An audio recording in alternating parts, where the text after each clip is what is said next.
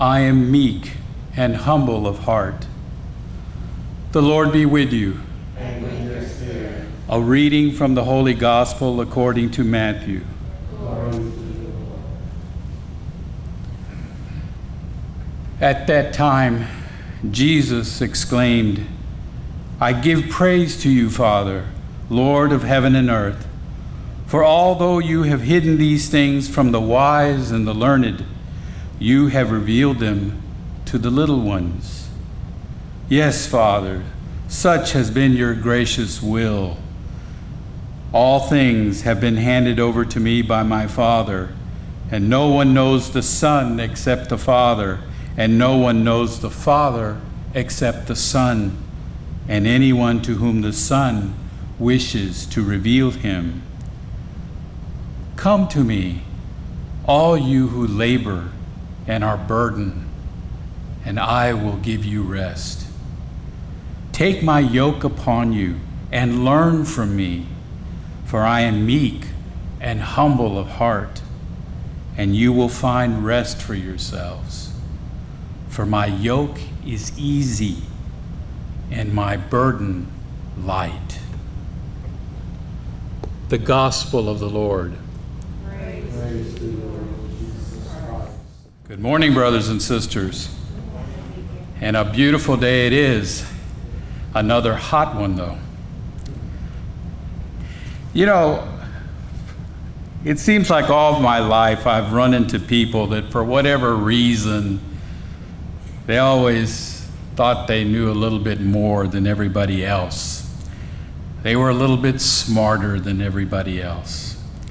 Matter of fact, I remember in college there was one guy there that even though he did have a very, very high mental capacity, very high IQ, he liked to show it off all the time. And then he even went to the point where he would try to find out what our test scores were on previous tests so that he could come by to the dorm and boast about how better he did on those tests. No one liked him. You couldn't talk to him because he felt like he always knew that he had the right answer. You know, I bet that Jesus had that problem too, especially when he was talking with his brother Jews and the Pharisees. He tried to talk to them. Remember that God, the Father, had chosen them first, but those in authority thought that they had all the answers because they were the first. They weren't open to what Jesus had to say. Who was he anyway? Who is this Jesus? Isn't he the carpenter's son? And in the eyes of the Jews, Jesus went from being an anomaly to an annoyance to a threat which had to be exterminated. Jesus, did you come to abolish the law? To which he would say, no, not to abolish, but to fulfill. And they began to plot of a way to get rid of him. But also, there were other people who weren't like the leaders. They were open. They were not full of pride. And his teachings seemed to make a lot of sense. And they rang true in their hearts. Their hearts recognized the sincerity and the truth of his words. And these people approached Jesus with the mind and the heart of a child, and eventually became his apostles and his disciples. People such as Peter, James, and John, Mary Magdalene, Saint Joseph of Arimathea, and others would follow him. His words and his teachings were like the sweet nectar from the spring flowers that had been picked by the bees. These are the people that Jesus would describe as the children that would be admitted into his kingdom. They would be admitted because they were open to the truth, because it was the truth and they trusted him. In fact, it was more than that. They loved him. A number of these people had relationships with Jesus, which is why their faith in him was so strong. And because of that faith, they would rather die. And many of them did as martyrs for the faith. "Come, follow me," he would say. And they followed. And then later he would say, "Come, pick up your cross and follow me." And they did. And today we hear him say, "Take my yoke upon you and learn from me, for I am meek and humble of heart, and you will find rest for yourselves. For my yoke is easy and my burden light." Jesus' teachings were not quite as strenuous as those of the Jews, and his disciples willingly put on the yoke of Christ. They knew that in so doing they were aligning themselves with his will to help him accomplish his mission here on earth. And all this would be accomplished with Jesus, who would be there at their side. The book of Psalms says, "The precepts of the Lord are right, rejoicing the heart. The command of the Lord is clear, enlightening the eye." That's what Jesus asks of us today, to seek him, to take on his yoke. If we remember, Jesus was the carpenter's son. And such, he probably made a lot of the yokes that the farmers had purchased to hook up their animals to do the work there in the fields. Interesting enough, the word yoke in Greek means well-fitting.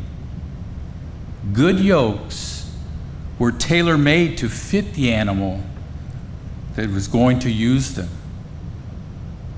So too, the yokes that we put on, attaching ourselves to Christ to do his works, are also well-fitted. But rest assured, God is faithful, and he will not let you be tried beyond your strength. So St. Paul tells us in 1 Corinthians. Jesus knows the gifts that you've been given and what you are capable of. Don't think that just because you are in Jesus' service that he's going to request from you something huge, something unbelievable to do.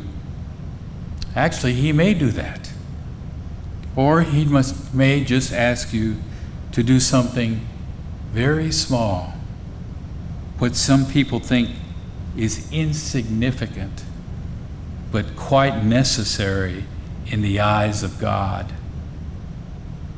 Let's compare the life of two saints, St. Teresa of Calcutta, or Mother Teresa, and St. Teresa of Lisieux, the little flower. Both saints were small and diminutive.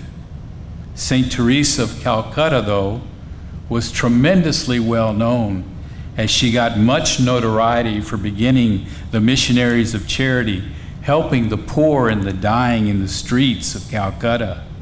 She met kings and queens, prime ministers and presidents. She was awarded the Nobel Peace Prize for humanitarian work with the poor. She died in 1997 and was canonized by Pope Francis in 2016. On the other hand, St. Therese, the little flower, was a Carmelite nun who lived in a cloistered society in France in the late 1800s. She didn't do anything spectacular, but everything that she did was with specific intentionality of pleasing God.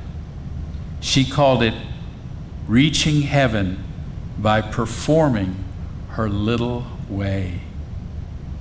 She died in 1897, but her devotion And faith did not go unnoticed.